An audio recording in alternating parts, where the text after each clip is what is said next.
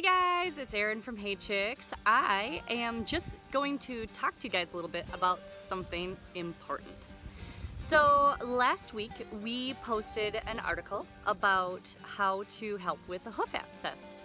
And you know, we had a little bit of pushback and we actually made a mistake.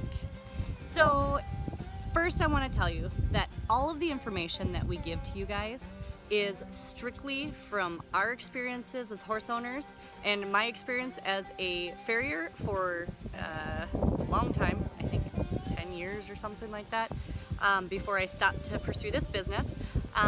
And you know, everything that we tell you is information for your toolbox. So I know that there are a lot of ways to get to the same end, and I just want to help horses, and I want to help you guys.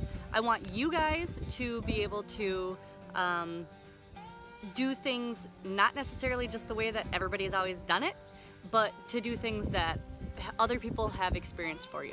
Learn from other people's mistakes and other people's experience instead of trying to figure it out for yourself, because you can totally get lost on Facebook or on YouTube or on Google, on the internet, trying to figure out how to do something or how not to do something or how to treat something, and there's a lot of liability that comes along with it. So about the article. So the article I talked about using homeopathics, and the reason why I suggested homeopathics is because they're safe. If you give the wrong homeopathic, it's not going to hurt your horse. It just isn't going to be effective. And so when I suggest homeopathics, you know, it's a pretty low risk thing for people to try. I came across it because of an article that I read years and years ago, and I tried it on hundreds of horses. And you know, my clients have all had great experiences from it.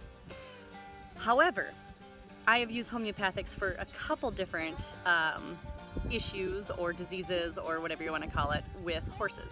And one of those is navicular, and another one is I've used it for Lyme's disease, I've used it for abscesses, I've used it for pain, I've used it for, you know, muscle fatigue. So there's a lot of different homeopathics that work, and I am not an homeopath. I am not trained in it, but I have done enough research to find out what should work and what could work, and then use those in my practice as a farrier to find out what works. And what works for one horse may not work for another. So what I did mistakenly was I got mixed up when I sent the draft over to Cora in our office, and I suggested the homeopathic Hypericum perforatum. Hypericum perforatum is used for hoof pain.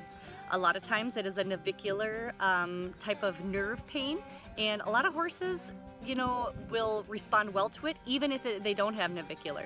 And so when I suggested Hypericum perforatum, I suggested the incorrect homeopathic. Good news, it may help, but it's probably not going to cure your abscess or make your abscess come to a head and blow. So what you do need to do is you need to get Hepar Sulf. H-E-P-A-R-S-U-L-P-H, and we will be updating that article and we will be putting it out there for you guys to use as your toolbox. But Hepar Sulf is made to make things come to a head, kind of like a zit when it turns white. So, so Hepar Sulf is what's going to make that turn into a head and then blow on its own. Long story short, we do this to help you guys, we do this to help the horses, and we do it to give you guys any knowledge that we can help you guys to gain through other people's experiences.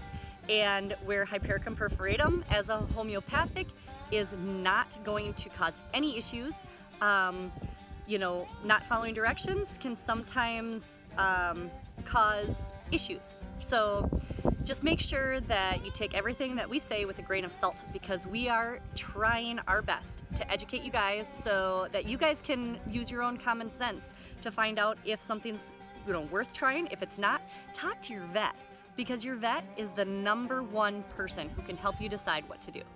And you know what? Value their opinions, because that's what you pay them for. That's what they went to school for, to be educated. So make sure you follow their therapies. Homeopathy is a great way to to do additional treatments that are complementary and they don't detract from anything that the vet would do. Even if the vet decides they need to lance that abscess, you can still do a homeopath to make sure that they expel all of it. So just to let you guys know, I want to tell you everything that I know, everything. And unfortunately, you know, sometimes that information that I give may not work for some people, and it's okay. You don't have to follow it. So just thinking out for you guys and watching out for the horses. So you guys all have a wonderful day and enjoy this summer. See you later.